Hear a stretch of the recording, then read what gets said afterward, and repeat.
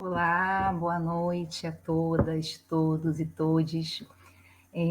Quero começar mais uma vez agradecendo a todos que estão nos assistindo. Quero fazer um agradecimento também super especial à professora Noélia, que desde o primeiro contato, né, manifestou interesse em participar. Então, super obrigada, Noélia. Ao Guilherme também pela mediação, né, da conversa. Ao Jonathan, bolsista de extensão, querido, né, que tem me ajudado muito, e a todos que estão contribuindo, né, com a parte operacional, que contribuíram para que esse evento pudesse estar sendo realizado. Bem, hoje é o nosso último dia, né, o último dia do segundo seminário de Educação e Arquivos, né, que, como eu já falei ontem, é promovido pelo Grupo de Pesquisa Educar. Né, esse grupo ele tem como objetivo ampliar as discussões sobre os diálogos, né, entre arquivologia e educação. Bem, quem participou ontem, né, sabe que nós conversamos sobre vários assuntos, né? Foi um dia de muitas reflexões. Nós falamos sobre experiências de vida com Paulo Freire, sobre alguns princípios deixados por Paulo Freire. Falamos sobre a importância da preservação da memória para a democratização do conhecimento. Falamos sobre as ações educativas nos arquivos a partir da pedagogia dialética. Buscamos também repensar, né, o papel da escola e de outros espaços formativos e refletimos principalmente sobre a sociedade que queremos. Foi pensando nisso, pensando nessa mesa de hoje, né, e a partir do que vimos ontem, que eu trago, né, essa discussão, né, qual é a sociedade que nós queremos, né, esse questionamento, né, e esse questionamento nos coloca diante do esperançar de Paulo Freire, né, como eu falei ontem, não é um esperançar da espera, né, do comodismo, mas sim de acreditar, de lutar, de arregaçar as mangas, né, de resistir com o coletivo. É um esperançar que acontece a partir da luta em conjunto, né? Inclusive ontem eu falei também que a gente precisa caminhar de mãos dadas, né? A gente precisa caminhar junto. E para que isso aconteça, a gente não pode se acomodar com as situações limites, né? Paulo Freire, no livro Pedagogia do Oprimido, quando ele está exilado, né, ele escreve sobre isso, depois, posteriormente, isso aparece também, né, na Pedagogia da Esperança. Né? Essas situações limites são situações nas quais nós encontramos muitos obstáculos, são situações difíceis que nós encontramos, né, na nossa vida pessoal, na nossa vida profissional, que estão na vida, né, e que muitas vezes nos fazem desistir, né, e a gente não pode se sentir desencorajado frente a essas situações, né? A gente precisa de atos limites, diz Paulo Freire, né, para combater essas situações limites. E isso se dá, né, esses atos limites, eles se dão através de uma categoria denominada inéditos viáveis, né? E essa categoria foi muito falada ontem, né? Foi citada em alguns momentos ontem pela Jane e pelo Pedro. Né? Os inéditos viáveis são as brechas, são as táticas cotidianas, né? Pegando aí o gancho de Sertor, né? Que nós encontramos para superar uma situação limite. Né? Sempre tem um caminho, sempre tem uma atitude, uma ação, né? Que nós podemos tomar na direção da materialização dessas possibilidades e desses sonhos. Então, o que eu desejo? Né? Eu desejo que nós tenhamos coragem, né? Coragem para construir os inéditos viáveis em cada situação difícil que se colocar à nossa frente. E que o esperançar de Paulo Freire esteja presente em todos os momentos, nos mostrando principalmente a força, o poder do coletivo. E aí eu pensei em falar isso para vocês, né, porque tem tudo a ver com o que a Noélia vai nos apresentar hoje, falar sobre o esperançar. E para fechar minha fala, muito rapidamente, eu queria deixar um trecho, né, do livro do Mário Sérgio Cortella. Mário Sérgio Cortella é professor universitário, foi orientando de Freire na PUC, conviveu muitos anos com Paulo Freire, né? E ele tem um livro, tem vários livros, né? Dentre eles, Educação e Esperança, né? Então é um trecho do livro Educação e Esperança que eu quero ler para vocês e que vai ao encontro do que eu acabei de falar agora, para a gente pensar um pouquinho, né? O que é o verbo esperançar, pensar um pouco nesses inéditos viáveis na nossa vida, né? Como agir. E eu vou ler agora para vocês esse trechinho. Diz assim: o verbo esperançar. A vida é de fato muito curta para ser pequena. O que é mesmo cidadania plena? É uma vida que coletivamente não apequene a própria vida. Ou seja, é necessário que você e eu construamos juntos o inédito viável. Segundo o grande pensador da educação, Paulo Freire, é preciso ter esperança para chegar ao inédito viável e ao sonho. Cuidado, há pessoas que têm esperança do verbo esperar. Esse grande educador e filósofo falava da esperança do verbo esperançar. Esperar eu espero que dê certo, espero que aconteça, espero que resolva. Esperançar é ir atrás, é não desistir. Esperançar é ser capaz de buscar o que é viável para fazer o inédito. Esperançar significa não se conformar. Quando eu coloco água em um copo, ela se conforma ao recipiente e está aprisionada nele. É preciso que você e eu sejamos capazes de transbordar. A esperança permite que você transborde, isto é, vá além da borda.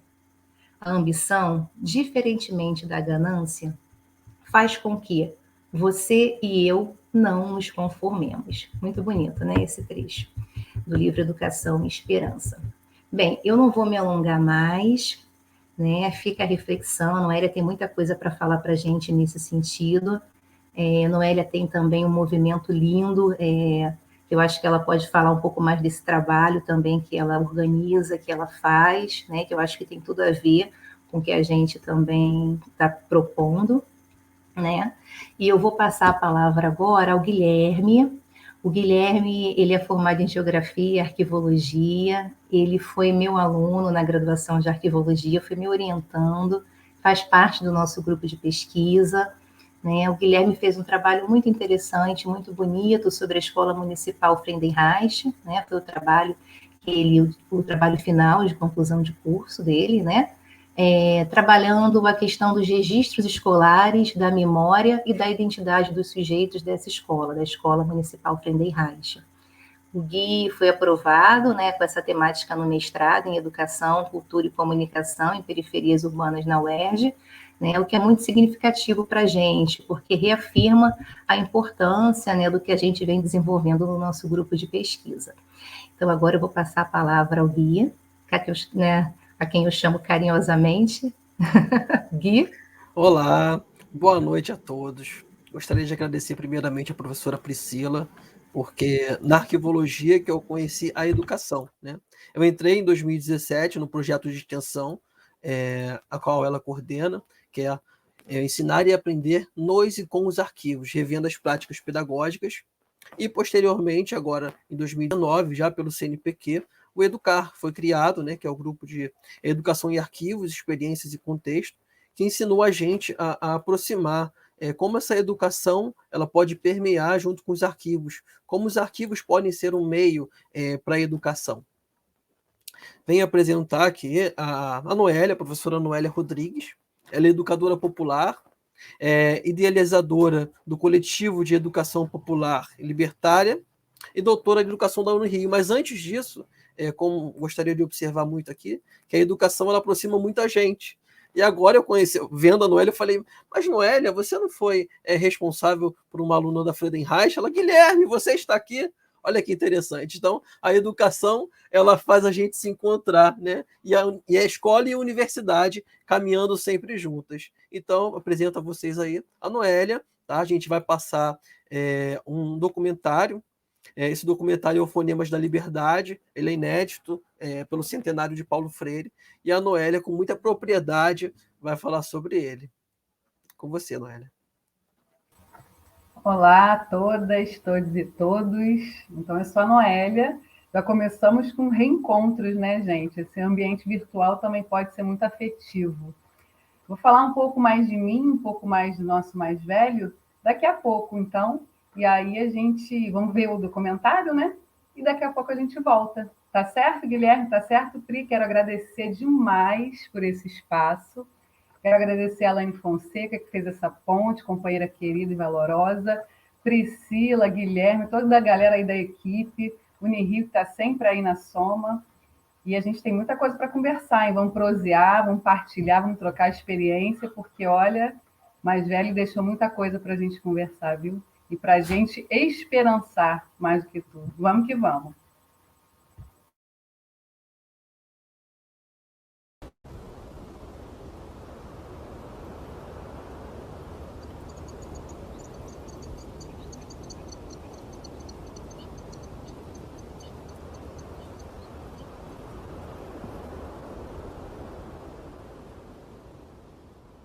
De modo geral, eu proponho ao grupo de gente que comecemos uma conversa e não propriamente uma conferência minha. Quer dizer, que se façam perguntas a mim. Se uma pergunta me apanha de surpresa e eu não sei responder, eu prometo a vocês que não minto, não. Quer dizer, eu desde muito menino aprendi que não saber faz parte do saber.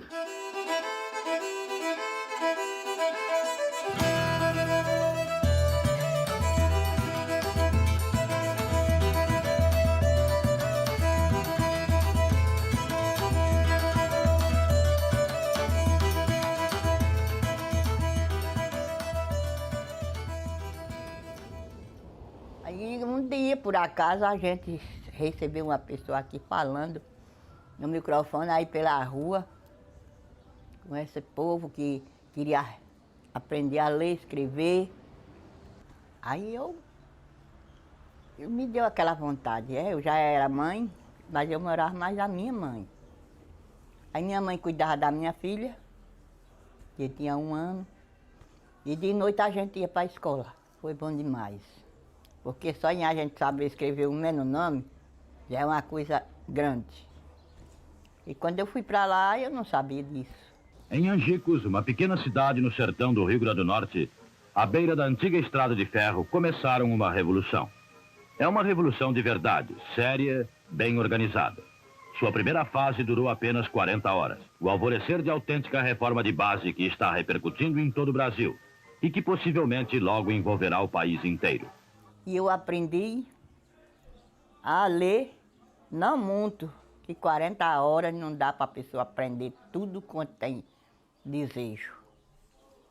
Eu sei fazer meu nome, já conheço meus direitos, que nós não tínhamos direito a nada. Não se tinha um documento, não se tinha nada. Aí daí começou a sabedoria do povo.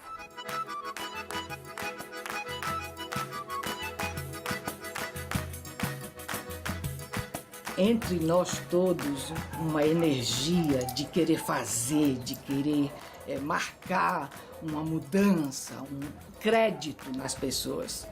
Então, a equipe e o Marcos, mais ou menos, coordenava nós todos, eram muito jovens. Eu tinha, naquela época, o quê, meu Deus, 17 anos.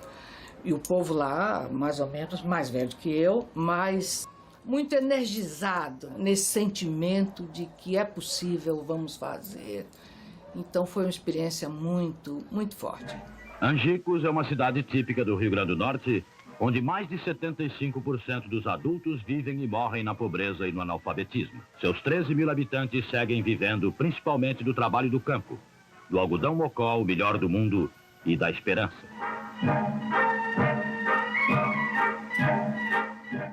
A Revolução de Angicos foi iniciada para acabar com o analfabetismo, o problema básico do Estado. Aqui nós temos o secretário de Educação, Calazans Fernandes, que era jornalista, Paulo Freire, 62, e alguns de nós. Éramos uns 30 aqui dentro. Quando o governo pediu a Paulo Freire: você topa trabalhar com a gente? Paulo disse: topo, com uma condição. Eu não admitia uso politiqueiro da experiência, do projeto, e eu exigia que a coisa ficasse nas mãos da liderança universitária. Que o trabalho seja com os estudantes, que eu tenha plena independência pedagógica e política, que não haja sequer visitas formais para não atrapalhar, e que a direção seja entregue a Marcos Guerra. Meu projeto de vida era outro, mas não tinha como dizer não. Em Angicos, nós nos reunimos todos os dias pela manhã, entende? Algumas vezes com Paulo Freire. Aqui está o Paulo Pacheco, que era da equipe de lá. Aqui um colega advogado, José Ribamar, Valquíria, advogada também, eu, advogado hoje, né? Eu, estudante de Direito, Carlos Lira, jornalista. Eu lembro que, nesse tempo, a minha mãe botava água na rua, lavava roupa nas casas, e a gente vivia em casa, né? Aí passava um jipe na rua, anunciando esse homem, Paulo Freire, que vinha alfabetizar as pessoas. E aí uns diziam que era bom, outros diziam que era ruim, diziam até que ele era comunista. Eles eram muito desconfiados, não é? Porque ele dizia que só aparecia coisas boas para oferecer no tempo de política. E depois passava a política, ninguém ligava mais eles. E então a gente teve que fazer um trabalho catequético mesmo, para mostrar os benefícios que traria aquele projeto para eles. E que nós não estávamos ali para explorá-lo, nem para pedir nadinha. Não era para pedir voto, não, porque o processo era libertador. Eu tinha 6 anos de idade quando eu conheci a metodologia de Paulo Freire. Quando meu pai chegou do trabalho, eu pedi a ele. Eu disse: papai, se você for, eu quero ir também. Aí ele disse: vai, minha filha, que não tem com quem deixar, eu levo todas as duas. Eu e minha irmã mais velha. E eu aprendi sentada no colo do meu pai.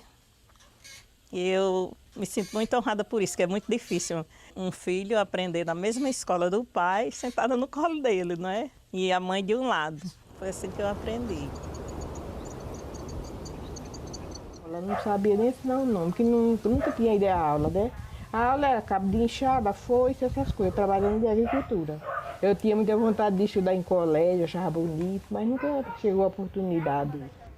A gente sabia, tinha consciência de que nós estávamos fazendo um laboratório. O laboratório tem um custo e tem um prazo muito curto, porque depois que você vai para a difusão geral, não reúne nunca aquelas condições ideais de um laboratório.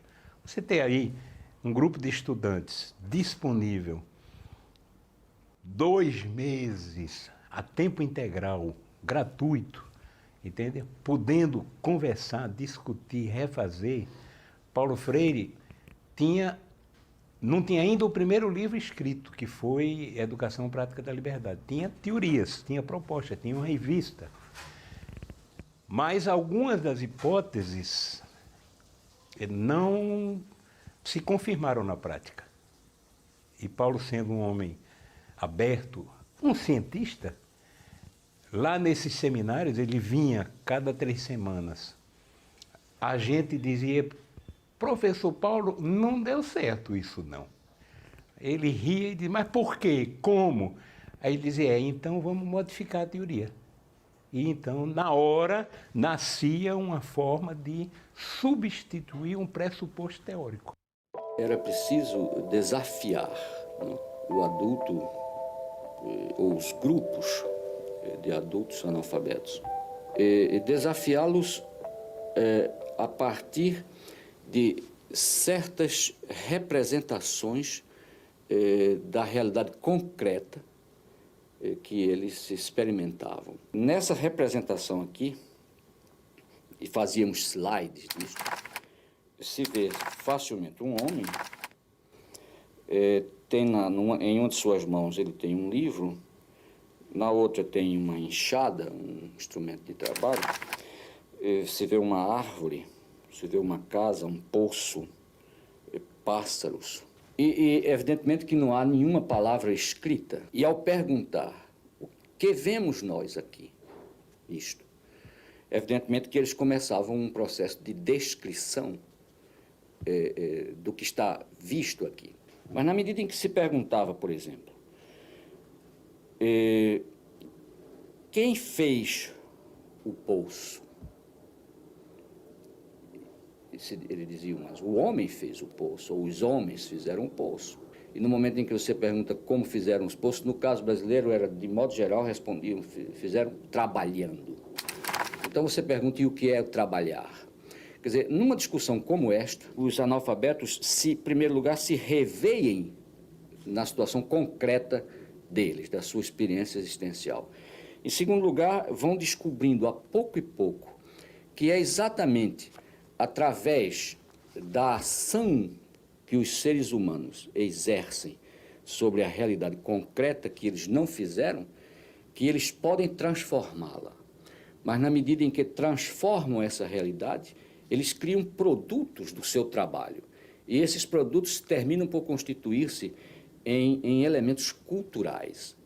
Então, o analfabeto, nesta hora, por exemplo, percebia que transformar a realidade com o seu trabalho, com a sua ação e a sua reflexão, é uma forma de criar e recriar o mundo. Portanto, de assumir um papel de sujeito transformador e não de objeto. A grande originalidade, o que mais chamou a atenção, foi o respeito ao analfabeto, e o respeito à cultura do analfabeto, o respeito à linguagem do analfabeto. Com essa metodologia não houve analfabetismo regressivo. Da hora em que você trabalhou as suas questões, conversou sobre as suas questões, aprendeu a ler sobre as suas questões, aquela ferramenta não enferruja, ela não é posta de lado. Você tem que entabular muita conversa com a pessoa para ela falar, e você ir vendo a compreensão que ela tem das palavras e que mais palavras eles usam. E aí a equipe de Recife veio conosco para selecionar as palavras geradoras. Identificamos as palavras que poderiam dar maior ênfase ou choque emocional, motivacional, para poder trabalhar a partir dessas palavras. A partir daí selecionamos 13 a 16, que tinham o conjunto dos fonemas da língua portuguesa, e começamos o trabalho. Então, depois de selecionada, tinha aquela confecção dos slides, que na época era slide. Não é? Tinha projetores de slide, o meu projetor era isso que eu lhe falei, era movido a gás, né? E ele parecia uma locomotiva.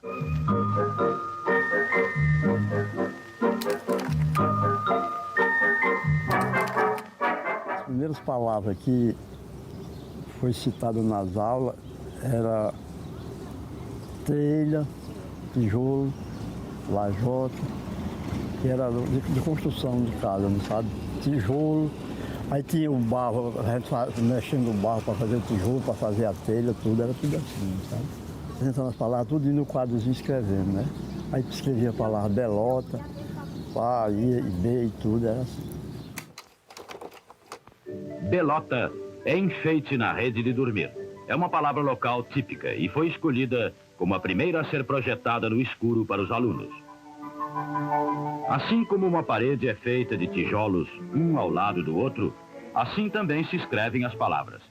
Ninguém soletra B-E-B, é só juntar os tijolos, belota.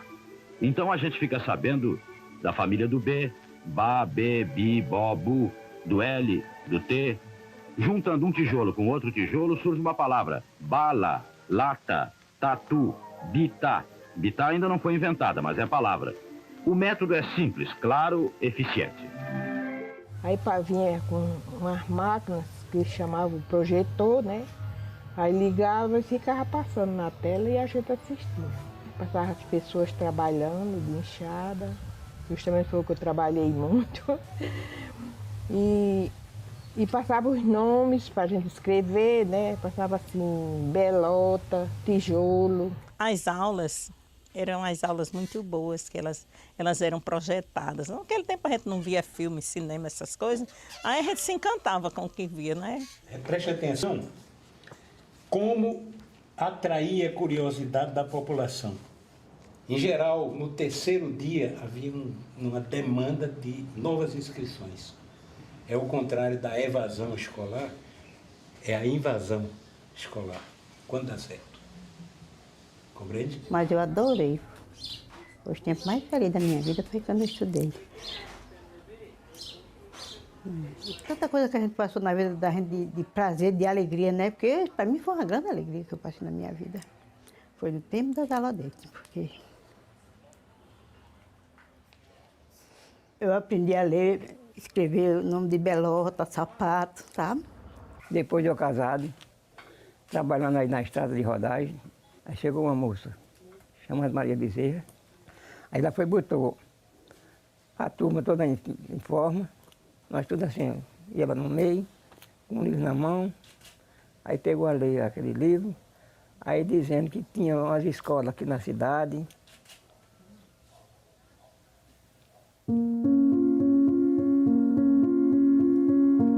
Eu tirei meus documentos, escrevi, né? Não era mais com o dedo, porque o povo tinha um negócio de tirar os documentos com o dedo, né? Mas eu escrevi, meu nome não era bonito não, bem feito não, mas dá para entender. Voto, direito e dever do povo. Mas só vota quem sabe ler e escrever. Estes moços estão ajudando o povo a aprender. É preciso que todos se juntem para ensinar os que não sabem. Quem vende o voto é a massa. Povo vota com consciência. O homem e a mulher, libertos do analfabetismo, adquirem seus plenos direitos cívicos. Podem votar e contribuir para as magnas decisões da pátria. Aqui tem um ditado que diga, não dê rabo a Nambu, porque ele voa depois e deixa você. Então, se você forma pessoas com a consciência política diferente, você fica mais difícil de dominar. Tinha uma aula bastante conversada que eles chamaram. Depois que eu cresci, que li, foi que eu soube que isso era chamado aula de politização. Eu gostava muito daquela conversa. E aquela conversa, quando eu cheguei na escola, que eu falava, as professoras não gostavam, porque eu já falava, sabe de quê? De reforma agrária. Eu já falava das leis da Constituinte. Tudo isso, com 6 anos eu já sabia um montão disso, porque eu tinha aprendido lá no Círculo da Cultura. Quem não sabe ler é a tristeza pior do mundo. A pessoa analfabeta é um cego. Ave Maria é uma tristeza muito grande, porque é cego. O dia é cego. A pessoa que não sabe ler é cego de tudo, né? Naquela época a gente trabalhava em agricultura, a gente trabalhava o dia, quando chegava em casa de 5 horas, 5 e meia, tomava banho, jantava e ia para a escolinha, né? Com os caderninhos escondidos dentro da camisa, não sabe?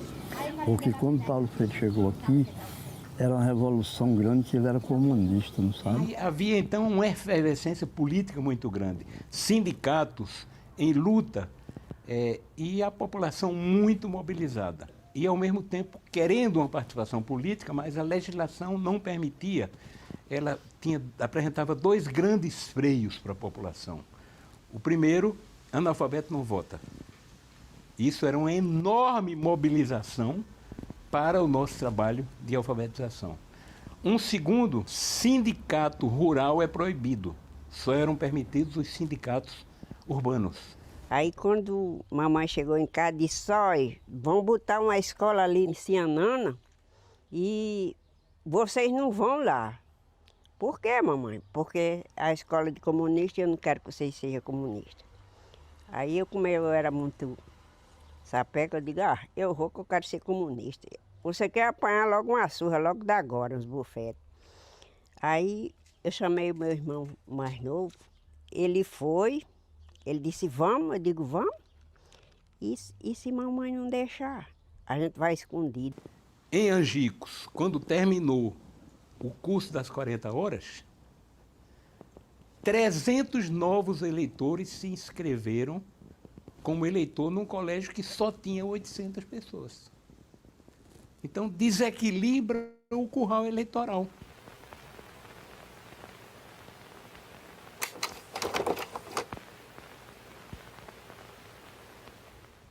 Aí depressa chegou aqui uma notícia que os professores tinham que telefonar de Natal para cá, tinha que ir embora, que tinham prendido Paulo Freire.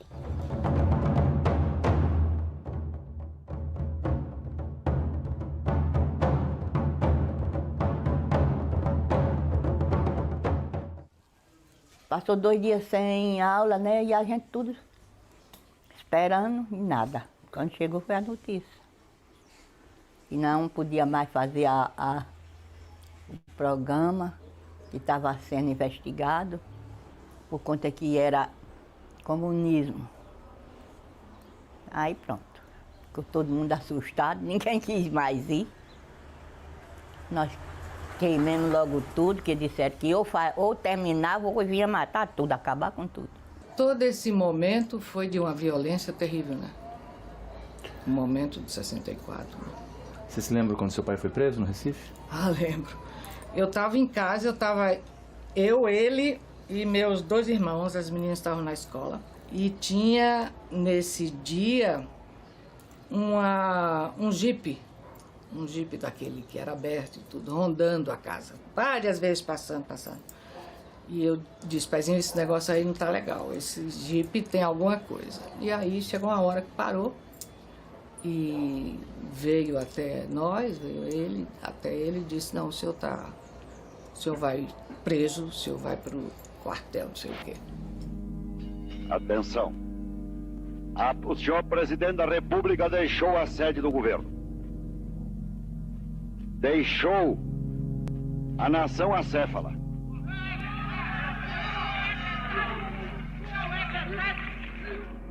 Esta cefalia configura a necessidade do Congresso Nacional como poder civil imediatamente tomar a atitude que lhe cabe nos termos da Constituição brasileira. Não podemos permitir que o Brasil fique sem governo abandonado.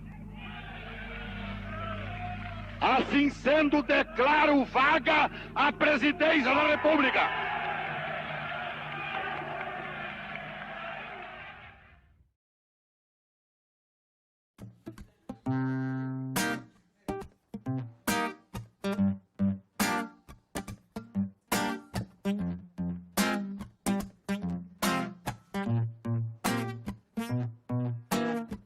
Existe muita coisa que não te disseram na escola. Cota não é esmola. Experimenta nascer preto na favela pra você ver. O que rola com preto e pobre não aparece na TV. Opressão, humilhação, preconceito. A gente sabe como termina quando começa desse jeito. Desde pequena fazendo corre pra ajudar os pais. Cuida de criança, limpa a casa, outras coisas mais. Deu meio-dia, toma banho e vai pra escola a pé. Não tem dinheiro pro busão. Sua mãe usou mais cedo pra correr comprar o pão. E já que tá cansada, quer carona no busão. Mas como é preta, pobre, o motorista grita, não. Hoje nós temos jovens e adultos analfabetos representando uma população superior à de um país como Portugal. É criminoso que essa população seja deixada de lado, é criminoso que esse pessoal não esteja com todo o seu potencial revelado, mas é um crime desejado. Deixa essa população lá, sem todos os seus direitos, numa relativa ignorância, que assim ela não atrapalha as elites que estão no poder e que conseguem, manipulando de diversas maneiras, consegue manipular os votos dessa população, que fica na penúria, fica no limiar da sobrevivência, porque é mais cômodo para quem está no poder. O que é que aconteceria, o que é que seria diferente se tivessem retomado?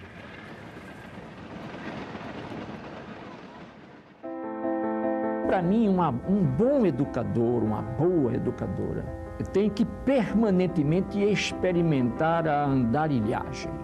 Portanto, como é que eu sou coerente no momento em que opto pelas classes populares e marcho até lá, como é que eu busco ser coerente já no ato de marchar até lá. Quer dizer, como é que a minha marcha até lá já tem que ser uma marcha não de quem invade, mas de quem pretende companheirar-se.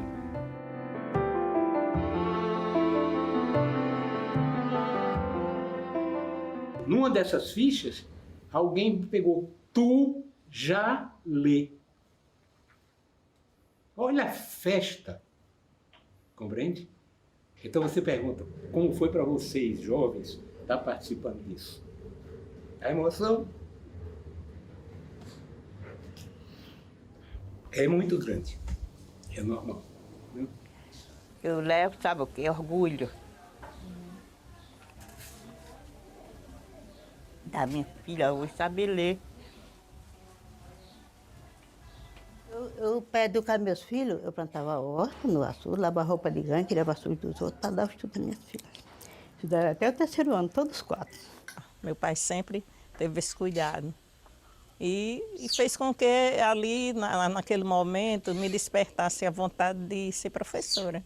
Lá, com 6 anos. Eu estou escrevendo, quer dizer, eu terminei de escrever o meu livro. Eu concluí já, ele é escrito à mão. Aí falta, minhas filhas são formadas em letras, é mestra, não sei o quê. Elas vão dar uma corrigida para poder eu mandar publicar.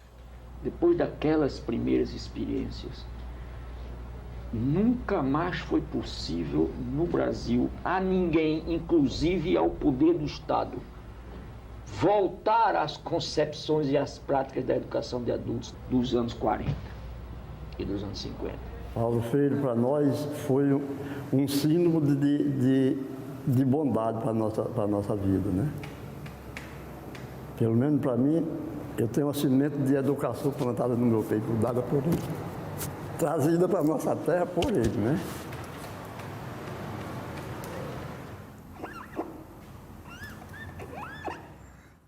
Os olhos tristes da fita rodando no gravador, uma moça cozendo roupa com a linha do Equador, e a voz da santa dizendo: o que é que eu tô fazendo cá em cima desse andor? A tinta pinta o asfalto, enfeita a alma, motorista é cor na cor da cidade, batom no lábio nortista, o olhar vê tons tão sudestes, e o beijo que voz-me nordestes, arranha-céu da boca paulista. Cadeiras elétricas da baiana, sentença que o turista cheire, e os sem amor, os sem teto, os sem paixão, sem alqueire, no peito dos sem peito uma seta, e a cigana analfabeta lendo a mão de Paulo Freire. A contenteza do triste, tristezura do contente, vozes de faca cortando como o riso da serpente, são sons de sims, não contudo, pé quebrado, verso mudo, grito no hospital da gente.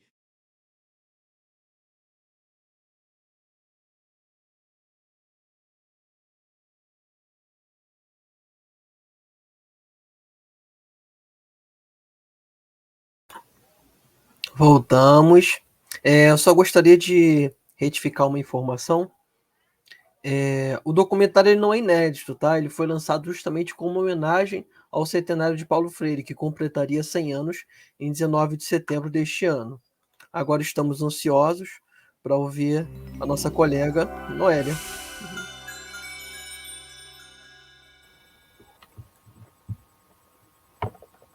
Não sou esperançoso por pura teimosia, mas por imperativo existencial e histórico. Não quero dizer, porém, que porque esperançoso, atribuo à minha esperança o poder de transformar a realidade e, assim convencido, parto para o embate sem levar em consideração os dados concretos, materiais, afirmando que minha esperança basta. Minha esperança é necessária, mas não é suficiente. Ela só não ganha luta, mas sem ela a luta fraqueja e titubeia. Precisamos da esperança crítica, como o peixe necessita de água despoluída.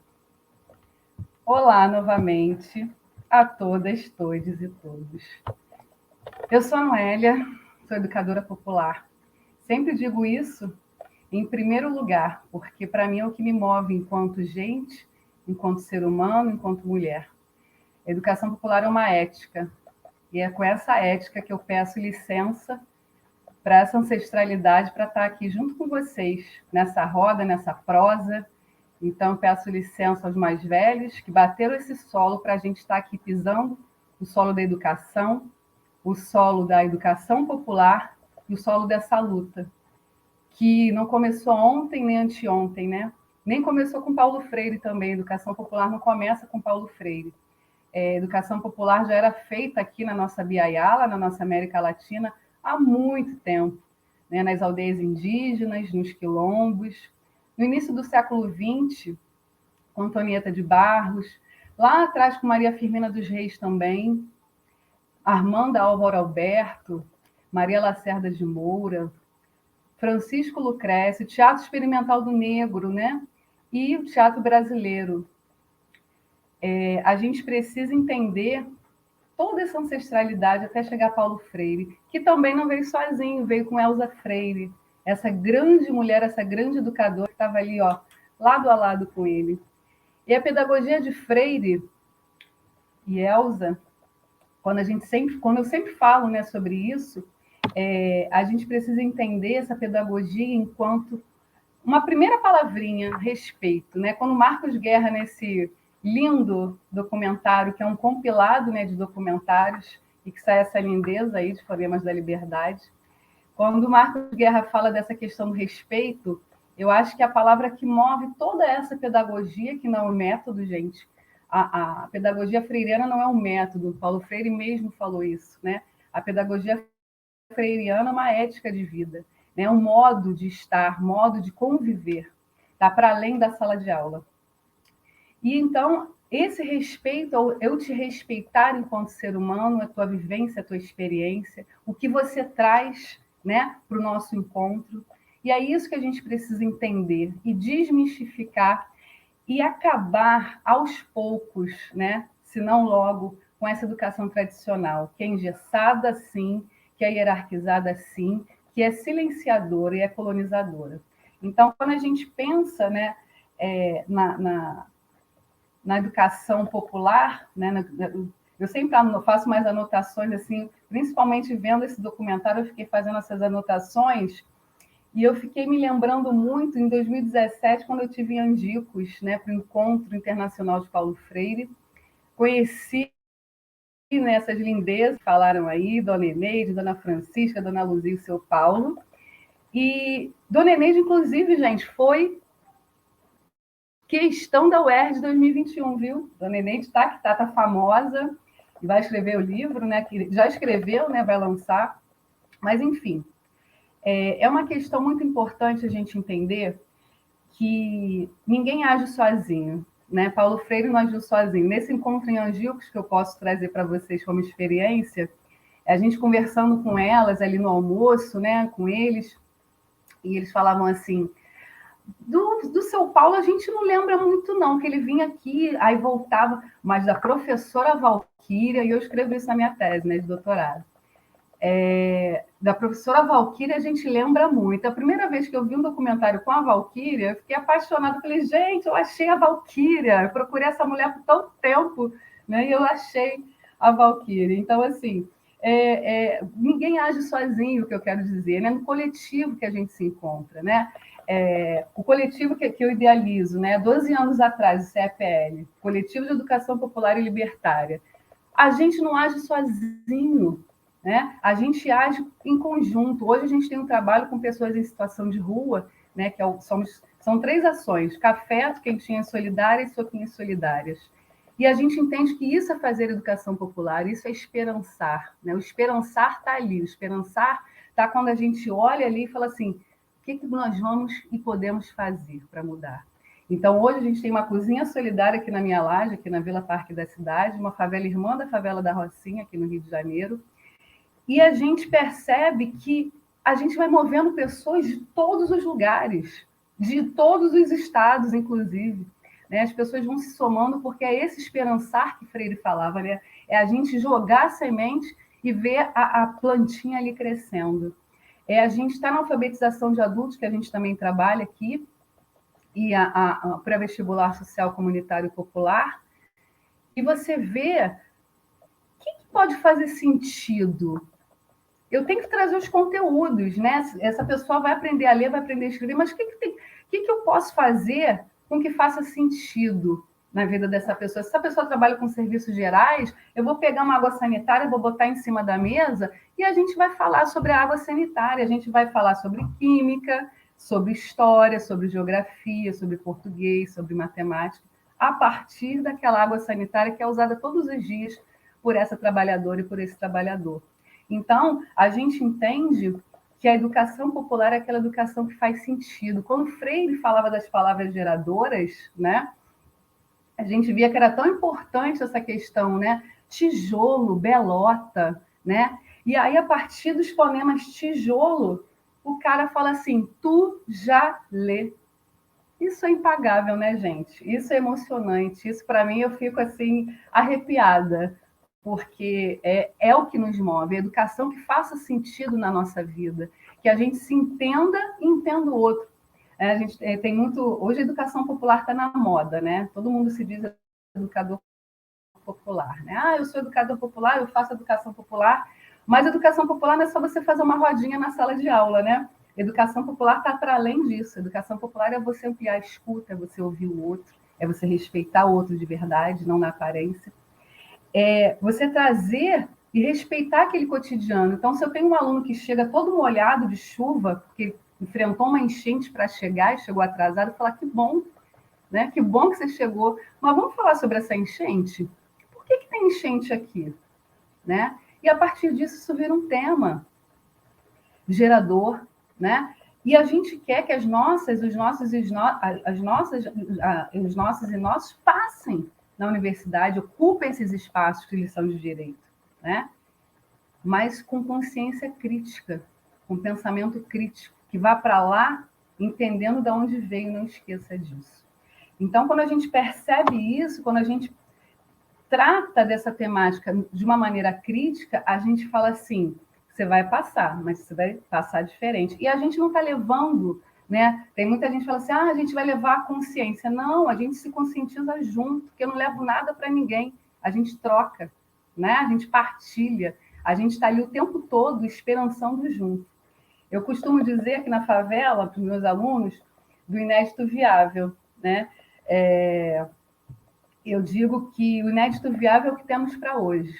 O que temos para hoje, né? E o esperançar é a correria, essa correria do dia a dia, é o que a gente pode fazer, né? Hoje a gente tinha uma sopinha para entregar maravilhosa nesse frio que está fazendo hoje aqui no Rio de Janeiro, nessa chuva, só que a gente não vai poder entregar, né? O morro vai ser invadido daqui a pouco. Não sei nem se eu vou conseguir ficar aqui, né? Se a internet aliás, a internet já está falhando porque eu estou usando meus dados. Isso é um dado também aqui.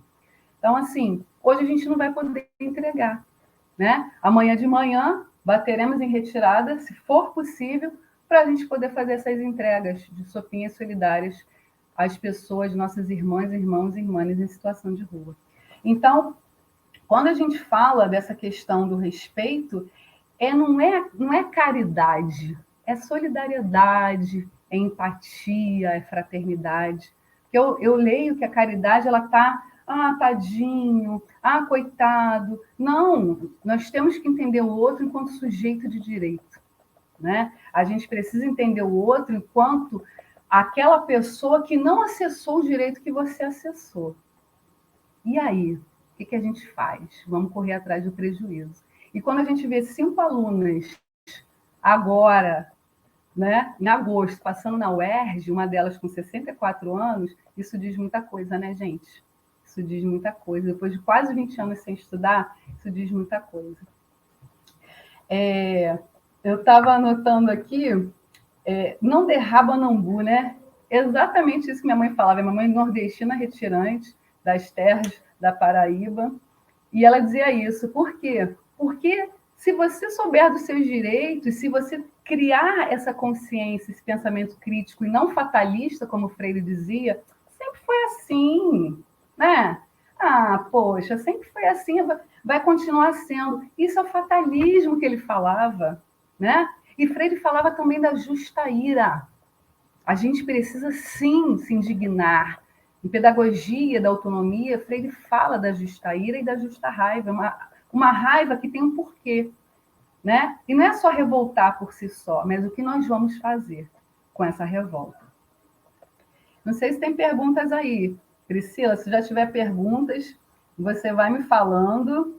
Priscila e Guilherme também. Ah, Guilherme, Luanda mandou um beijo para você, lembrou de você da Friedenreich, falou, Guilherme! Então, estou transmitindo o beijo que minha filha querida Luanda está te mandando. Bom, gente, quando o Marcos Guerra fala, né, não foi uma evasão escolar, foi uma invasão escolar. Você imagina uma galera, né, na década de 60, chegando numa cidade, Angicos, né, hoje tem uma universidade, né, a Universidade do Semiárido está lá em Angicos. Você vê aquela galera toda ali chegando.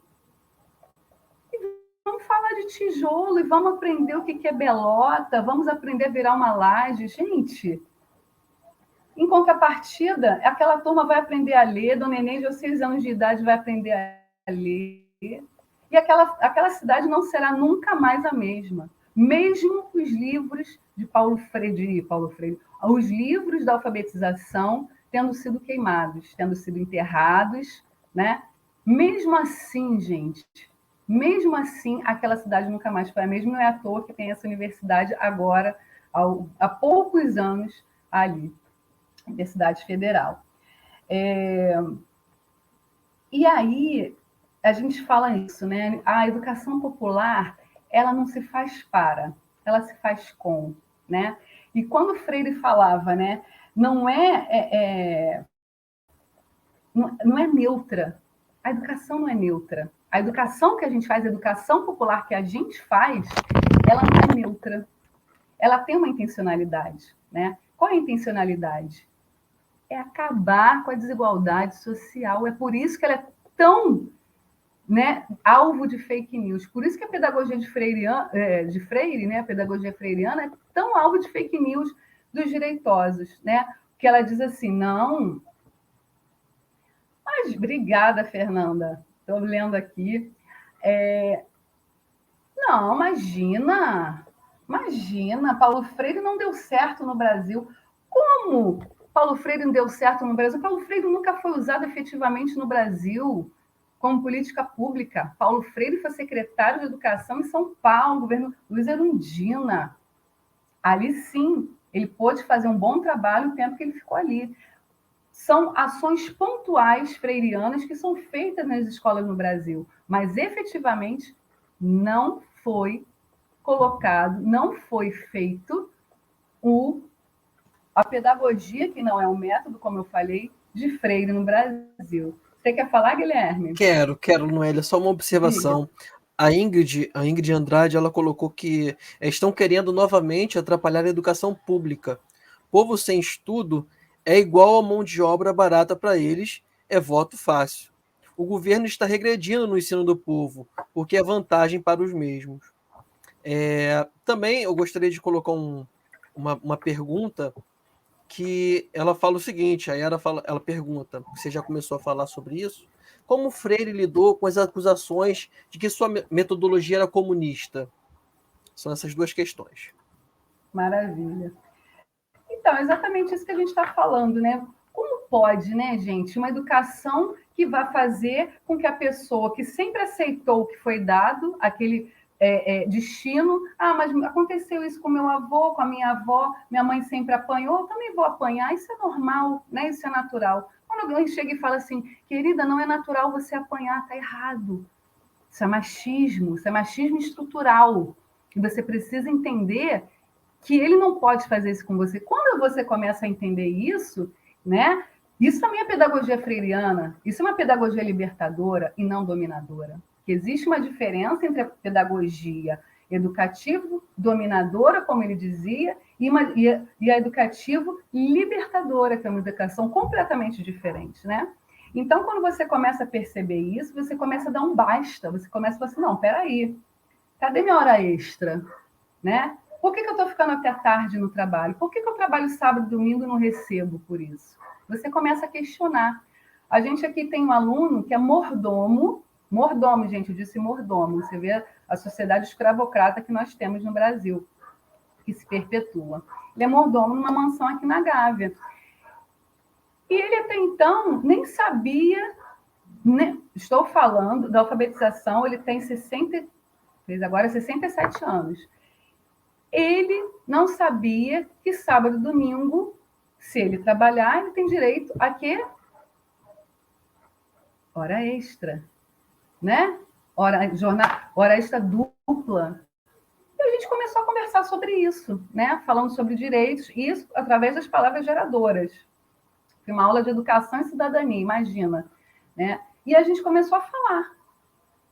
Olha, direito é luta? É luta. Vamos escrever luta? Vamos embora escrever luta.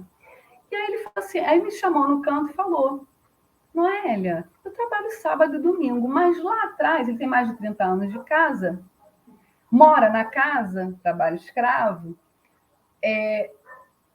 será que eu tenho direito? Você tem direito. E aí ele foi questionar, né? Foi questionar a patroa assim, imagina, gente, ela proibiu, ela falou assim, você não vai mais para essa escola. Estou falando de século XXI, estou falando de 2 anos atrás. Né? Você não vai mais para essa escola. E ele sumiu. Meu Deus, cadê fulano? Não vou falar o nome dele aqui. Cadê fulano? Fulano sumiu. Simplesmente por quê? E aí a gente foi atrás dele, a gente ligou, a gente mandou mensagem, não estava atendendo, foi atrás dele, né, gente? Que a gente é dessas. E aí descobrimos que ela tinha proibido. Né? Então, por quê que eles chamam de comunista? Né? Dom Helder Câmara falava isso, né? Quando eu quero alimentar os pobres, me chamam de caridoso, né? Como é? Que estou fazendo solidariedade, que estou fazendo caridade. Agora, quando eu pergunto por que eles estão passando fome, me chamam de comunista. Então, o medo desse comunismo é o medo da perda dos privilégios, né? É o medo de você perder a tal da mamata, que a direita tanto diz, a mamata quem tem são eles, né? Quem tem é eles, né? Mas sindicato rural era proibido, né, gente? Imagina uma galera chegar lá, isso que eu estava falando com vocês. Imagina uma galera chegar lá em Angicos, dizer assim, você tem direito, sabia, trabalhista? Ué, mas existe um sindicato. O que é sindicato? Sindicato? E aí você começa a dizer assim, trabalhador, você tem direito. Aí você começa o burburinho. O cara vai lá no dono do canavial e fala assim, peraí, né?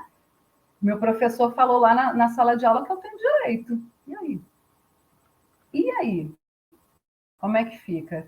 Aí o latifundiário vai fazer o quê? Não, vamos botar para fora essa galera aí que eu vou perder meu lucro, né? Vou perder meus privilégios.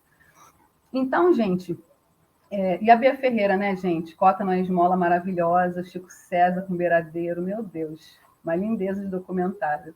Aí eu vou desafiar vocês. Tem 2 perguntas geradoras para fazer a vocês. Vou perguntar por que fonemas da liberdade?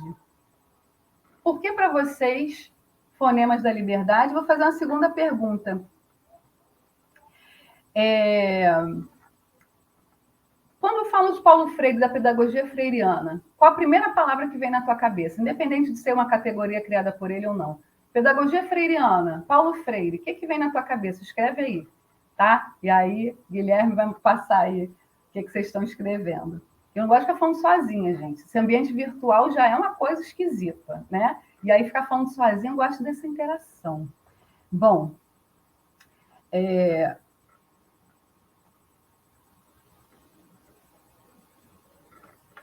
e aí a gente entra nessa questão, né, que eu acho que é muito importante, que ele falava da impaciência. Temos que ter, né, aquela questão, temos que ser impacientemente pacientes, lembrando que paciência não é conformismo. Então, não é a gente chegar, vamos fazer, vamos acontecer, é nas entrelinhas, né? Como a Priscila falou lá no início, é nas brechas que a gente vai. É isso, Lu. Por isso que criminalizam, né, o MST, isso. Grande Lu, companheira querida, Luciana Zanetti. Então, a gente vai aos poucos, né? A gente vai colocando aquelas caraminholas e eles vão chegando com novidades para a gente vai falando, a gente vai construindo, a gente vai aprendendo. Então, por exemplo, essa pandemia, ela veio muito a calhar, né, nesse sentido. Tirando todas as mazelas, tirando todas as questões, as tristezas, as barbáries desse desgoverno, né, que está aí no Brasil, ela veio a calhar no sentido de que a gente pôde, nesse sentido, experienciar esse mundo virtual. E aí, e nos desafiar, como é que a gente faz a alfabetização de adultos no modo virtual, gente? O que eu vou fazer? Como eu faço isso? Então, a gente tentou, assim, inúmeras questões, porque educação popular é tentativa, é errar, é acertar, é autocrítica. A gente erra pra caramba. Que bom que a gente erra, porque a gente está tentando acertar, né? Triste seria se a gente falasse assim, não, nossa, imagina, eu estou certo sempre. Não, a gente erra e a gente acerta, mas a gente está ali no front, né? Está tomando bala, mas está levantando. E aí a gente tenta fazer se esperançar nessa correria. Como que a gente faz? Aí começamos a fazer o seguinte, vamos contar as nossas memórias e histórias pelo Zap? Porque o Zap é uma coisa que eles dominam muito. Vamos ao Zap. Beleza. Começamos a contar nossas histórias e memórias. E um foi contando, veio choro, veio riso, o outro foi contando, veio choro, veio riso. Pum! Agora vamos falar, gente, vamos gravar vídeos. Vamos gravar vídeos agora para vocês contando histórias de autoras e autores, pintoras e pintores. Aí, gente, veio Cora Coralina, Conceição Evaristo, veio Frida, veio Malala, veio Luiz Gama. E aí foi uma festa, porque eles começaram a relacionar as histórias dessas pessoas com as suas vidas, né? Então o Zap enchia, né? Parecia que era uma conferência, porque a gente estava ali o tempo todo se falando, o tempo todo trocando. Fizemos o material impresso, comprei uns cactos, botei num potinho bonitinho, falei assim, esse cacto que vai nos unir. Fui na casa de cada um, porque moram perto, levei os cactos com o material. E aí eu buscava, né? De 15 em 15 dias eu ia lá buscar e a gente se falava, e os cactos, gente, estão crescendo? Estão dando flor? Nossa, quando deu a primeira flor foi uma festa. E aí surge a necessidade, porque a educação popular trabalha com demandas, né? A gente não leva, né? A gente troca, como a gente falou, a gente está ali o tempo todo, e aí, o que a gente vai fazer? 2 pessoas entraram em contato comigo, 2 alunos disseram assim, Noélia, se não voltar, eu não sei o que eu vou fazer. Eu estou entrando em depressão e eu vou me matar.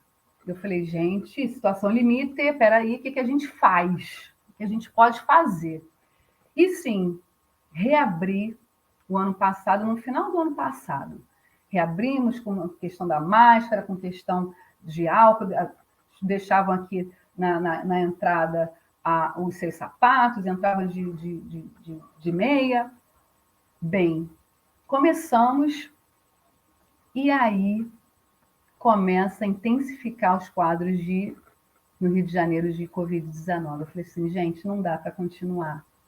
Infelizmente, não dá para continuar. E foi assim muito triste, porque a gente ter que saber da situação dessas pessoas, e a galera veio, a galera compareceu, e a galera estava vindo, mas infelizmente não dava. Se erramos ou acertamos, a gente tentou. Aqui na nossa favela, né, nós tivemos 2 pessoas que se suicidaram recentemente. Então, a gente precisa entender e trabalhar com essas demandas na prevenção, né? A educação popular é você olhar no olho. A educação popular dá mais trabalho, gente. A educação popular dá muito mais trabalho, porque ela está ali, você conhece o nome, você conhece a vida, né? É muito mais fácil você fazer o feijão com arroz e tá bom, né? Tá bom, é mais fácil. Só que isso não é educação popular. Educação popular é sim você se envolver. Educação popular é sim você estar junto, né? É você correr junto e extrapola os espaços educacionais, sejam eles formais, não formais ou informais de educação. A gente se envolve sim, né? A gente vai para aniversário, a gente vai para festa, chá de bebê, casamento agora, né? Então, assim, é prazeroso, mas só faça, de fato, se você gostar do que você faz, se você acreditar que a educação popular ela muda, e ela muda. Guilherme, me conta aí, me conta os babados que estão rolando aí. Estou vendo aqui um monte de mensagem aí. Me conta. Professora, tá muito cheio aqui. Tá todo mundo comentando, todo mundo interagindo e observando aqui a pergunta que você fez, né? Tem mais pessoas aqui perguntando sobre a questão como o Paulo Freire ele fugiu dessa acusação de ser comunista. Não sei se ficou claro para as pessoas. E também eu gostei muito do comentário da Luciana, que você até comentou, que o MST ele tem escolas rurais que também trabalham o pertencimento à terra e os seus direitos, e que isso nem sempre é trabalhado nas escolas. Tem muita escola que tem esse medo de falar que está trabalhando determinada coisa e ser acusada por outros responsáveis, porque muitas pessoas falam que o pedagógico não é político, mas ele né? E aí as pessoas elas ficam com medo, a direção fica com medo de se colocar, e as opiniões que não são baseadas em teoria, são baseadas em vídeos, em fake news, que não tem fundamentação, acabam oprimindo isso. Né? E aí como que a gente vai libertar esse aluno? Até mesmo no CEPL, como que você vai trabalhar isso? Agora a minha pergunta, né? Como que você vai relacionar a educação de jovens e adultos e mostrar para eles que eles são cidadãos? Essa é a dificuldade em trabalhar política com eles terem essa consciência. Trabalhar em família, tudo bem, em amigos, tudo bem, mas e para os alunos? Então, Guilherme, a gente vive tempos de barbárie, né? Hoje eu recebi uma fake news que eu até publiquei, né? A gente precisa também publicar essas fake news que vêm do outro lado para a gente dizer assim, gente, isso aqui é mentira, não acreditem nisso, porque a galera acredita. A galera acreditou em kit gay, gente, né?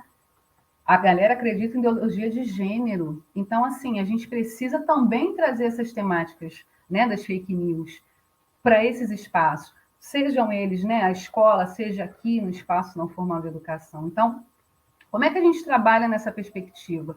Eu acho que não é simples, a gente realmente precisa medir, principalmente quando você tem alunos, por exemplo, se você está trabalhando com crianças, você tem alunos que têm pais, né, que apoiam governos de direita, né, que apoiam o fundamentalismo religioso, por exemplo. Então, se você trouxer, Guilherme, para essa sala de aula, para esse espaço de educação, diferentes manifestações religiosas, isso vai causar burburinho.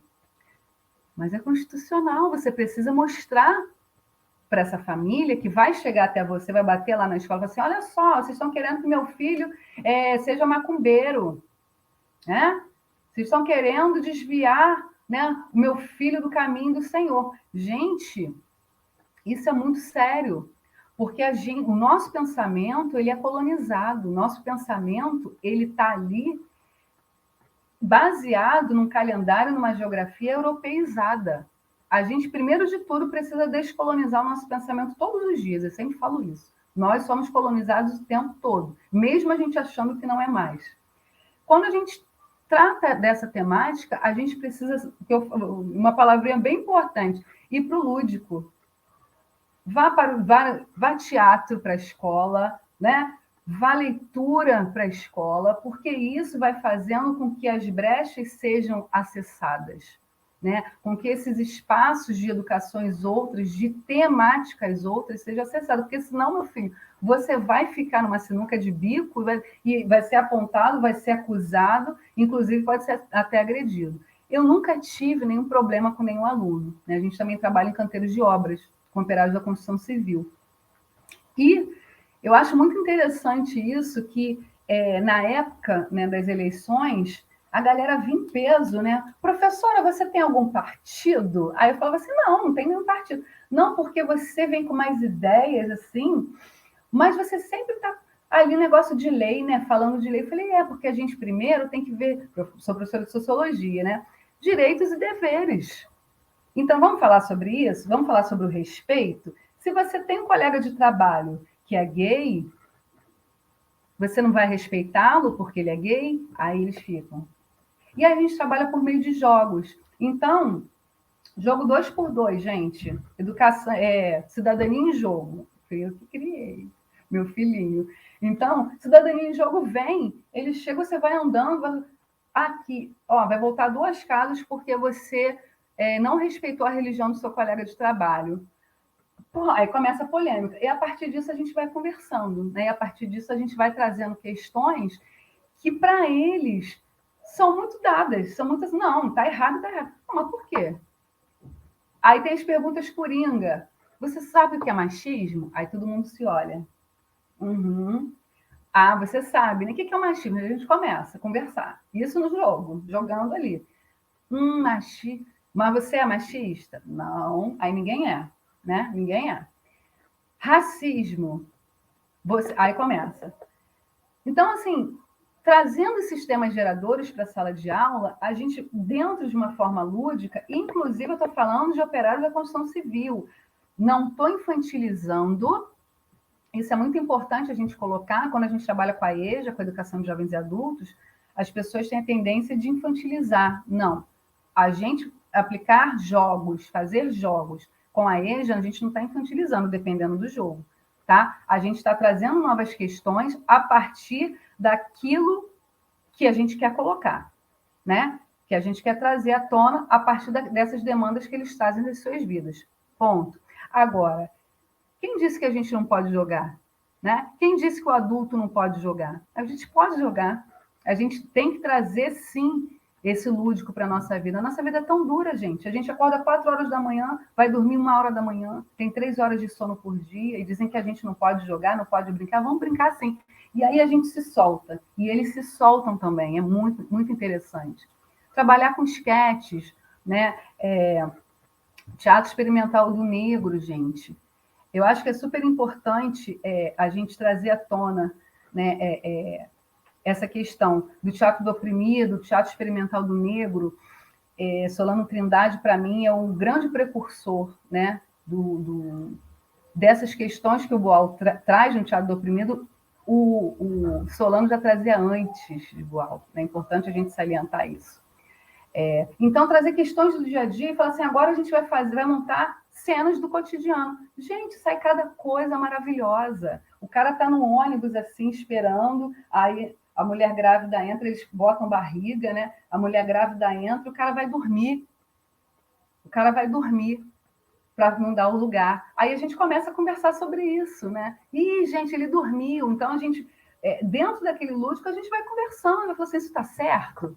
Não está certo. Ah, Noélia, mas ele está cansado. E aí, sim, vai rolando o debate. Noélia, então, acho... quando você falou sobre a questão de trabalhar com adultos no CEPL, já que eles já têm uma formação, né? Então eles já discutem sobre política, é um pouco diferente de trabalhar com crianças. O Marcos Paulo ele pergunta, né? Será possível desmitificar a ideologia política da educação? Como fica o seu posicionamento político perante a eles? Então, nosso posicionamento político é derrubar a desigualdade social, né? Então, o problema que a gente é ensinado desde pequeno é não discutir política, religião e futebol.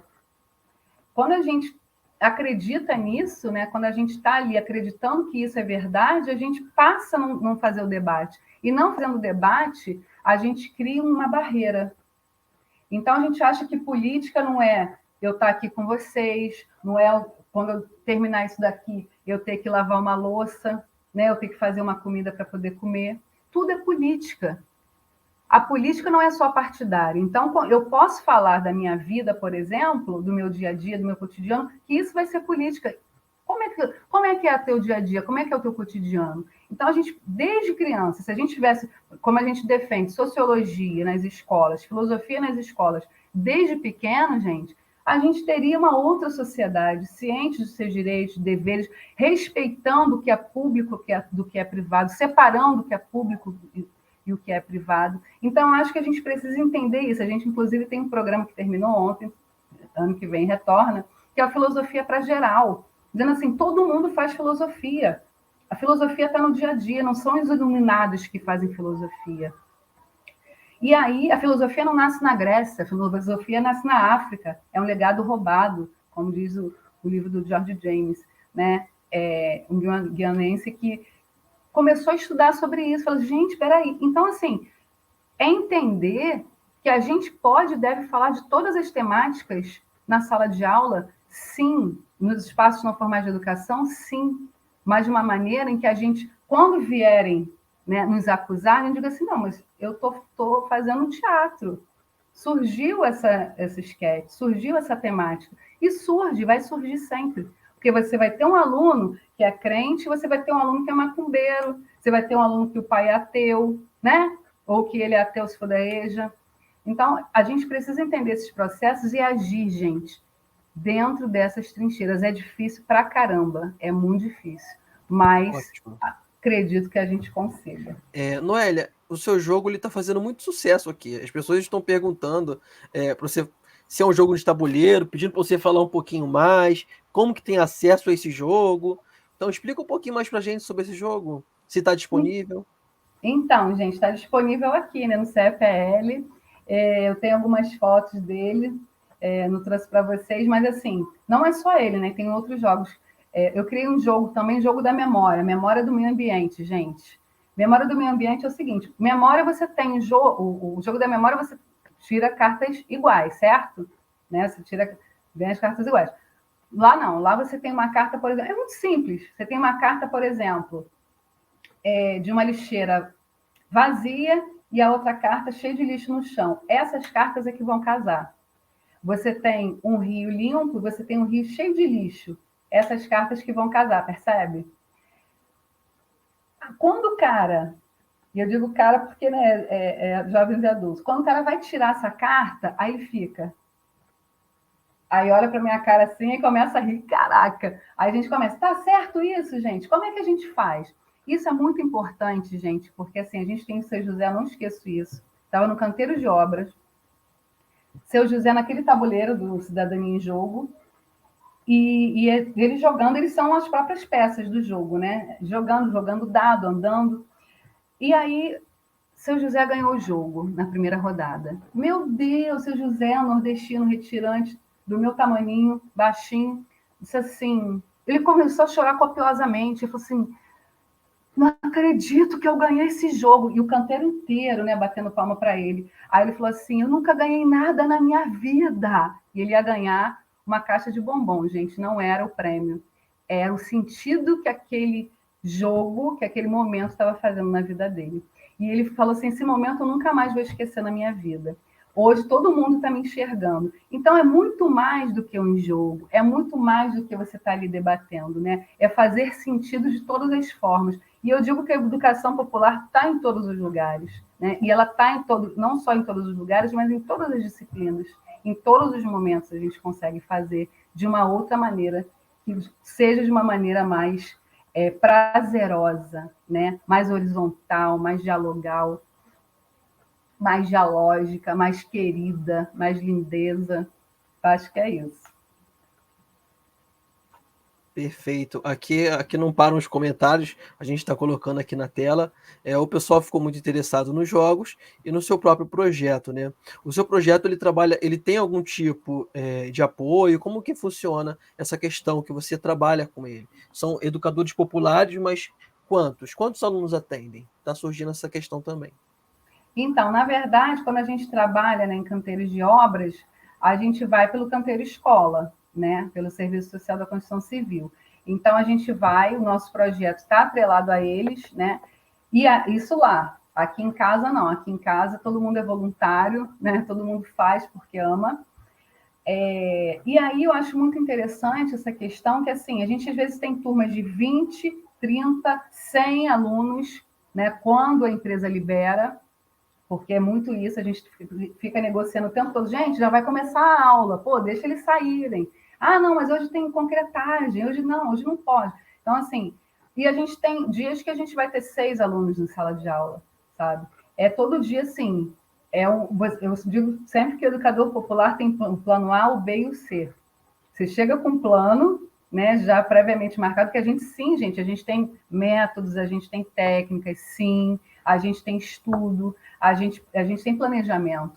Só que tudo pode mudar, a partir de uma pergunta, tudo pode mudar, porque é a partir dessa demanda que a gente trabalha. Então, assim, quando a gente começa a entender esse lugar, esse espaço, a gente faz com que... Se a gente pode ter um aluno, né? Ontem eu estava no Café com Sociologia aqui no virtual, né? No nosso pré, e só tinha uma aluna. Aí eu falei assim, professora, vai cancelar a aula? Eu falei, claro que não, Vanessa. Você é aluna, não é? Então a gente vai fazer essa turma, eu e você. Então, assim, é exatamente isso, não é quantidade, sabe? Quando a gente está aqui, que a gente tem 6 alunos aqui dentro da minha casa, que é o CEPL, a gente está feliz da vida. Quando vem um, a gente também está, a gente vai tomar um café, a gente vai conversar e vai começar. Aliás, já começou, né? O café também, gente, é pedagógico, viu? Eu tenho 2 questões, primeiro eu vou falar do Adriano. Ele chegou agora, pediu desculpa, mas ele falou que não imagina uma aula em um canteiro de obras. Como funcionaria isso? Olha, rapaz, quando eu contar, você vai se pasmar, já diz o samba. É uma luta, né? É uma luta, porque assim, a gente faz dentro dos containers, às vezes está chovendo, aí teve concretagem, está tudo nomeado, e a gente vai mesmo assim. E aí eu quero fazer em roda, né? Olha eu, gente, ainda quero ousar dentro de um container. E a gente faz. E tem jogo do passo e repassa também, passo e repassa, que é muito bom, é muito interessante. Para você, quem você tira o chapéu? Então, a gente vai colocando temas geradores dentro do chapéu e você vai tirando, né? E assim a gente segue, gente. Assim a gente vai refletindo. Agora, é difícil a gente trabalhar com a empresa, né? Como eu falei. Eles têm metas, né, por dia. E aí tem que bater aquela meta, tem que bater aquele... Eu falei, gente, mas tudo bem, mas e aí? Como é que faz? Né? E aí eu tenho que enfrentar, porque educação popular também é enfrentamento, né? Como o Paulo Freire falava, burocracia, a gente acabar com aquela burocracia esclerosante, né? E a gente trazer uma nova ótica, uma nova esfera para esse espaço da educação. E aquele discurso blá blá blante, né? Que é sempre a mesma ladainha, quem, aquele discurso academicistinha, sabe? Bem retórico, todo mundo já sabe o que o cara vai falar. Ai, gente, isso é um saco, desculpa, mas é um porre. O Felipe... Bem engessado.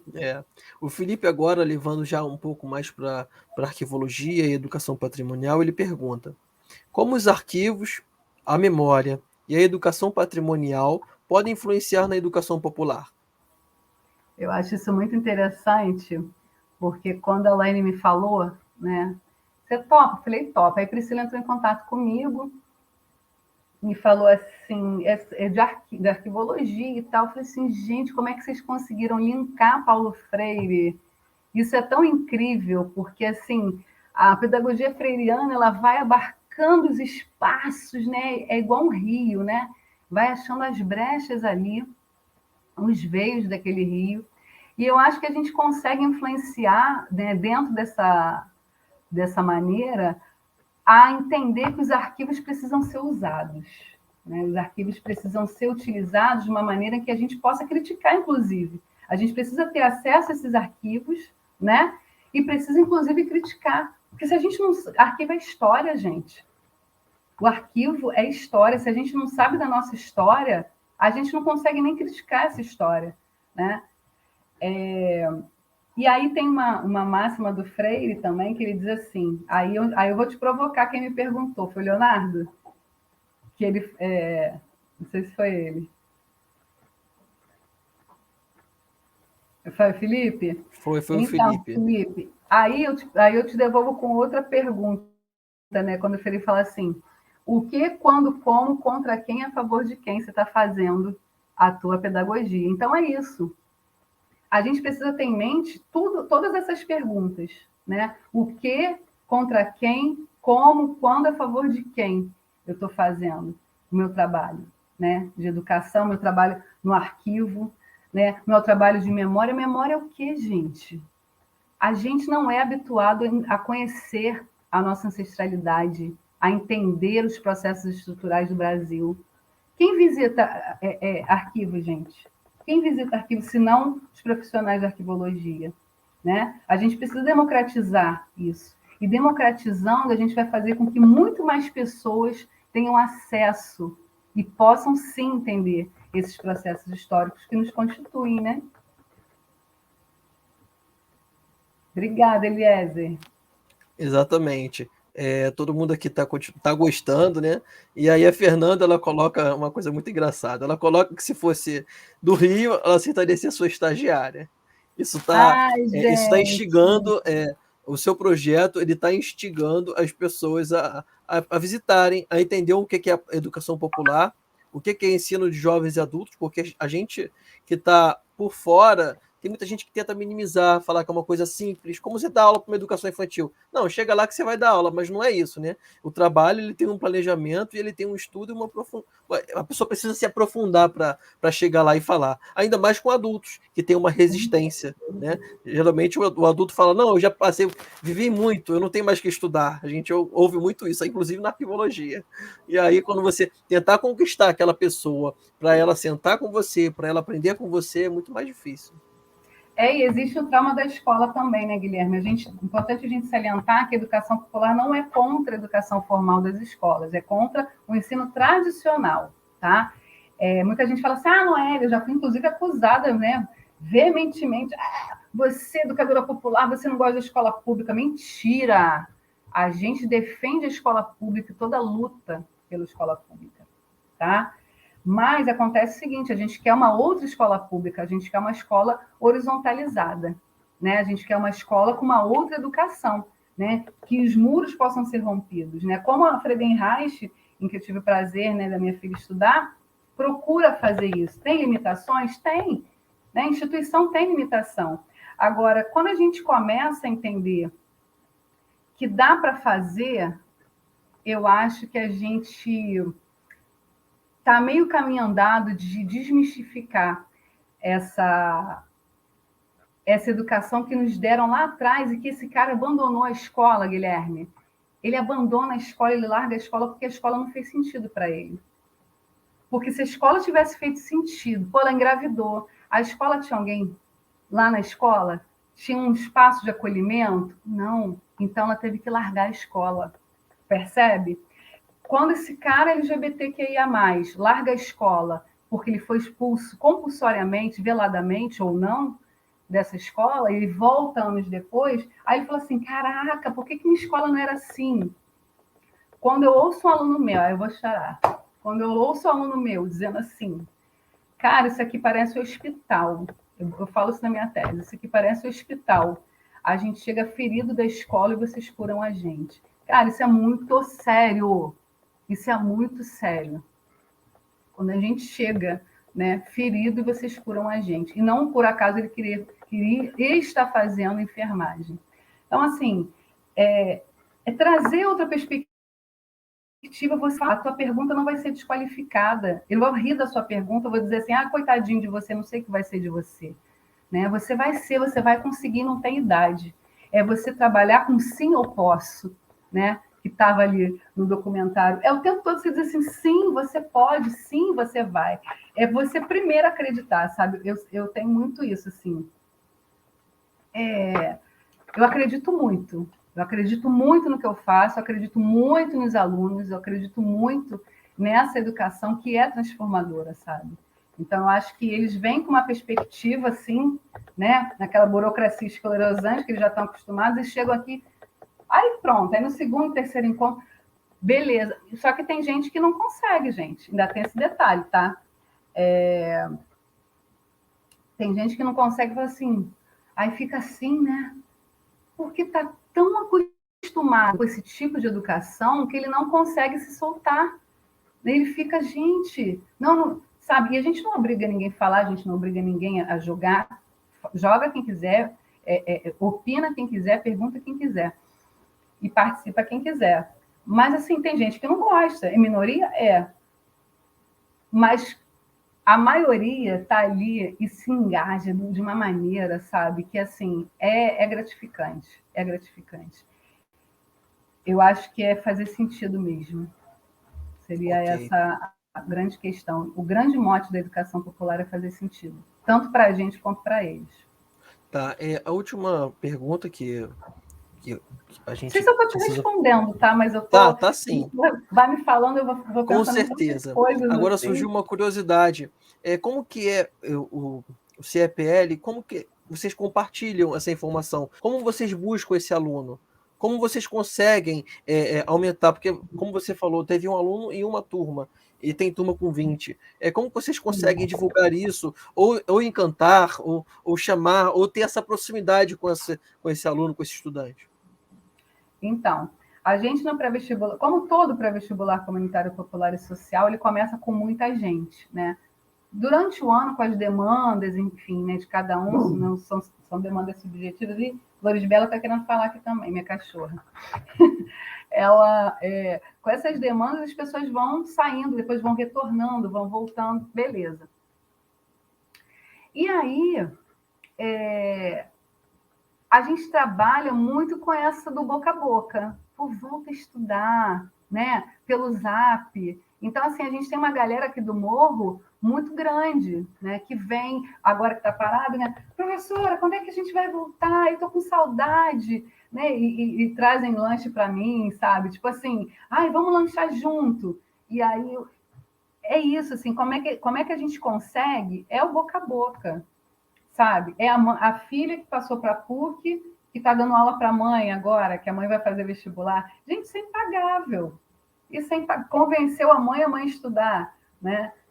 Sabe? Então, assim, isso para a gente é que é o gratificante. A gente não tem muito essa questão assim de quantos ou não, sabe? Até porque aqui é pequeno. E hoje a gente fez a cozinha solidária, né? No lugar que era a nossa sala de aula, gente.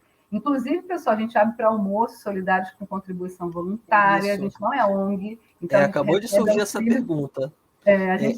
A Fernanda perguntou, né? Isso. Se há algum tipo de financiamento, de que forma as pessoas podem ajudar? Então, a gente recebe doação através de Pix, né, que é o 21976673326. A gente não é ONG, como eu falei, então a gente recebe assim, você tem um alimento, a gente tenta buscar, porque a gente também está na campanha da Kombi, né? A gente faz tudo de ônibus, então a gente desce o morrão todo, pega o ônibus e vai até os lugares. Cruz Vermelha, Praça Paris, Jardim do Meier e Copacabana são os nossos pontos, e tudo de ônibus, então está ficando bem difícil. Então a gente também está numa campanha da Kombi aí, né? Se vocês quiserem entrar, coletivo CEPL Facebook, @Educação Popular e Libertária no Instagram. E vocês vão ter acesso à vaquinha solidária que está acontecendo, a vaquinha virtual, e o Pix também. Então, se você tiver alimento, você traz, ou a gente tenta buscar, roupas, e nisso a gente vai, né? E a gente fala assim, a gente não vai fazer qualquer coisa. Comida que a gente come é a comida que a gente leva, né? Então, a gente não tem essa diferença. Quando a gente faz almoço solidário, é a mesma comida que a galera vai comer aqui. Não tem qualquer diferença. Então, a gente já recebeu estudantes da PUC, né, de geografia, a gente recebeu o pessoal do Yoga de Rua, também aqui E almoço solidário com contribuição voluntária. Você tem, você dá alguma coisa. Se você não tiver, também não tem problema. E a gente vai partilhar desse almoço aqui, vai conversar, vai rir, vai chorar e vai contar as nossas histórias. Tá ótimo. Eu vou... Convidados todos. Para essas pessoas, neste momento, 67 pessoas estão nos assistindo. A nossa página, ela vai compartilhar. E aí a gente dá as informações que a professora Noélia está falando aqui, mas o tempo ele é curto, eu preciso agora passar para encerrar. Eu quero agradecer a professora Noélia. Quero passar também para a professora Priscila, antes de eu fechar tudo, para ela também dar a última palavrinha, para agradecer.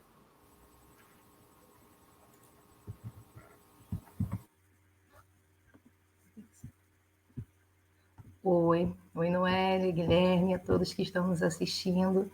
Noélia, obrigada por essa oportunidade, por compartilhar com a gente essas experiências tão ricas que nos tocam, né, nos sensibilizam. Muito obrigada mesmo.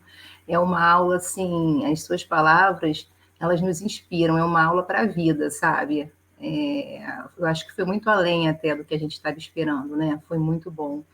E fizeram uma pergunta a respeito da arquivologia, né? E você disse assim, eu fiquei pensando como que a Priscila conseguiu linkar, né? Colocar Paulo Freire. Então, a gente já vem nesse trabalho há um tempo, embora o grupo tenha sido criado em 2019, né, mas eu já vinha, desde que entrei para a Unirio, 2009, 2010, trabalhando com projetos de pesquisa, trabalhando com projetos de extensão, né, levando isso para fora da universidade, né, porque essa é a proposta da extensão, né, levando isso para as escolas, falando sobre a importância dos arquivos, né, a relação de arquivo com memória, com identidade, né, o Guilherme participou também dos projetos, né, Gui? E aí surgiu essa ideia dele de trabalhar a memória da Friedenreich, essa identidade que leva, né, essa marca da resistência, uma história que resistiu, uma escola que resistiu, né? E assim, eu acho que a gente, é bem o que você falou, a gente tem que ser feliz fazendo o que a gente gosta, né? Compartilha aí, coloca a Noélia comigo e o Guilherme, que eu gosto de falar olhando para eles também. Isso, por favor. Senão fica um processo assim, uma coisa muito solitária, né? E a gente tem que ser feliz fazendo o que a gente gosta, né? Tem que ter sentido, não foi isso que você falou, Noélia? E o que faz sentido para mim, o que eu gosto na arquivologia é de falar sobre educação, é fazer essas pontes sobre, né, esses dois campos do conhecimento, arquivologia e educação, pensando principalmente como as ações educativas nos arquivos, enquanto instituição, né, e com os documentos, porque isso também pode ser feito nas escolas, né, pode colaborar para os processos, nos processos de ensino e de aprendizagem, né, e pensando principalmente no arquivo, enquanto instituição, né, formativa, porque a gente sabe que a escola é por excelência, mas existem outros espaços, e o arquivo pode ser também um espaço de formação, né? Como fazer isso levando em consideração o que Paulo Freire nos ensina, né, a partir da pedagogia dialética, né, ouvindo o outro que chega, né, porque nós arquivistas também, né, quando a gente se coloca, né, quando a gente pratica ações educativas, quando a gente faz ações educativas, nós nos colocamos também um pouco como pedagogos, né, uma função pedagógica ali que a gente está exercendo, né, tem uma função didática ali. Então, isso não pode se dar de forma vertical, né? Tem que ser de forma horizontal, tem que existir uma troca, eu tenho que conhecer esse sujeito, eu tenho que levar em conta a experiência também, a bagagem que esse sujeito traz para a gente poder trocar, né? Então, é isso que eu procuro discutir com os meus alunos no grupo, principalmente também nas disciplinas que eu estou ministrando agora, Seminário 1, né, que a gente fala muito sobre isso, a gente já começa trabalhando um texto de reflexão sobre Paulo Freire, pensando na importância do diálogo nas ações educativas, né? E Seminário 2, que eu trabalho com os arquivos escolares, pensando a importância da memória, né, da gente guardar, preservar os documentos da escola, né? Porque a gente não tem o hábito, muitas vezes, de guardar os documentos das práticas escolares, e só os documentos administrativos da atividade meio. Depois a gente não consegue recuperar, né, a história da escola, a história dos cotidianos diferentes, né, que a escola passa no decorrer dos tempos, né, porque a gente sabe que isso vai mudando, essas culturas escolares vão mudando. Então, é esse trabalho que a gente vem realizando, e aí vão aparecendo vários projetos de alunos, né, no caso do Guilherme, um projeto lindo, um trabalho lindo que fez com que ele entrasse no mestrado em educação, né, trabalho da Fernanda, que ontem participou, mediou também uma mesa que ganhou o prêmio ANSIB sobre arquivos escolares, né? E aí, esse é um trabalho de formiguinha, a gente vai plantando a semente, aí vê que vai crescendo ali, vai crescendo aqui, está dando fruto, e isso vai fazendo a gente continuar, né? Firme, né? Mesmo aparecendo os obstáculos, as situações limites, porque elas aparecem, né? E a gente vai aí tentando... por meio das brechas, das táticas, né, que o Sertor fala tanto, a gente vai se reinventando, vai dando o nosso jeito e a gente vai continuando, firme e forte, né? É isso. Perfeito. Antes de eu passar para a Noélia, para ela finalizar, eu gostaria que o Jonathan também, que é nosso bolsista aqui de extensão, aparecesse, porque ele faz parte desse trabalho. Isso. Graças a ele, a gente está lidando com isso tudo. Eu quero aproveitar e fazer um agradecimento especial ao Jonathan. O Jonathan, ele está no projeto há pouquíssimo tempo, há um mês mais ou menos, né, Jonathan?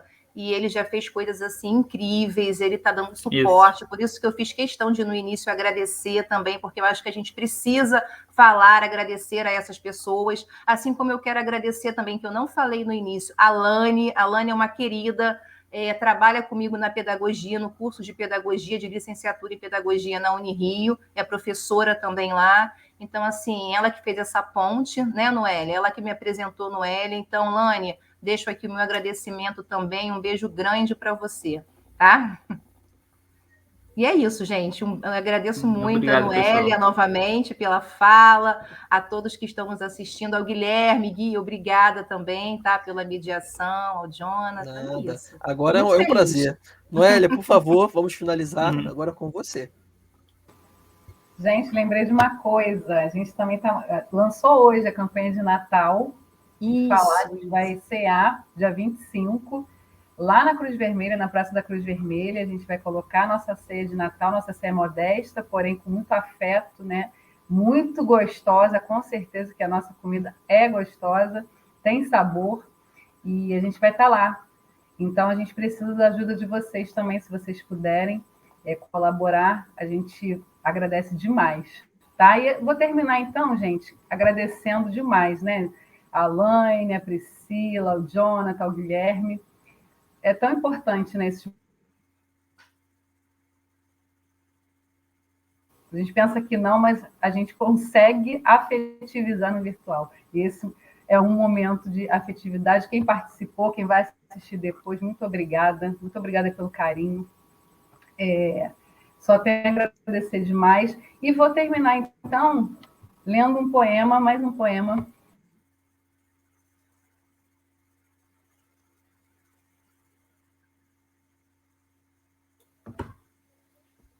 Eu acho que a internet da professora travou no final do poema. No finalzinho, No finalzinho, é uma pena. Mas a gente, me comprometo em colocar o poema da Noélia na nossa página. Tá bom, gente? Muito obrigado a todos. E olha, teremos mais. A pesquisa ela precisa ser divulgada. E aqui é um momento para isso. A melhor parte de trabalhar e de estudar é na pesquisa, quando a gente contribui, a gente compartilha com os outros. Muito obrigado, gente. Até mais. Tchau, gente. Até o próximo. Caiu. Ai, voltou. Que bom.